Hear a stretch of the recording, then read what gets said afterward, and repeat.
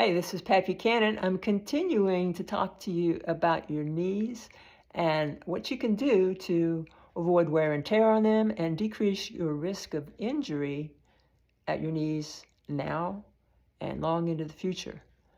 I've been talking about lining up your knees over your toes. I want to talk to you today about unlocking your knees. Here's what I mean. This is how I usually stand. Notice what happens when I lock out my knees.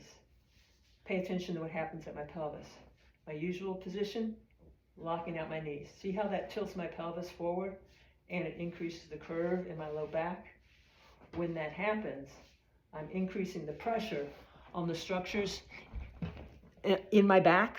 So I'm putting more pressure on the back sides of the vertebrae, the lumbar vertebrae, pressing down on the discs and the nerves that exit the spine, increasing the tension in my low back.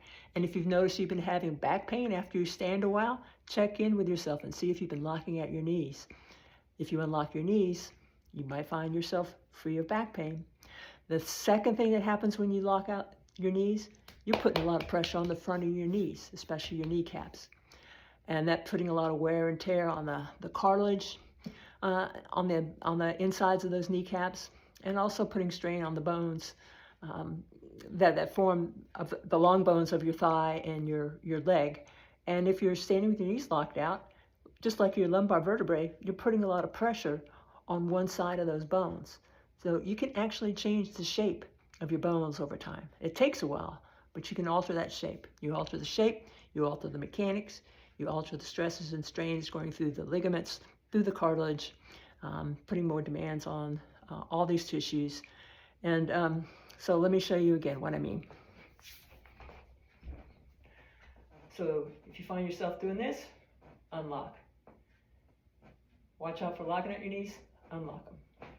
And remember, knees over toes in the sense of having your knees on the plane from your hip joint, center of your knee, down to your foot, over the tips of your shoes if you got shoes on, or over your second toe.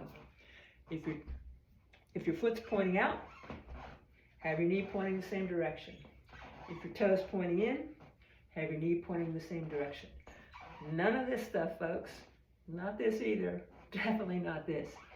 Your knees will thank you in the long run, and you may find yourself avoiding a lot of wear and tear, and lowering your risk of injury of your knees, and also your back may thank you as well. So put this to good practice. Take care. Remember, unlock and line up.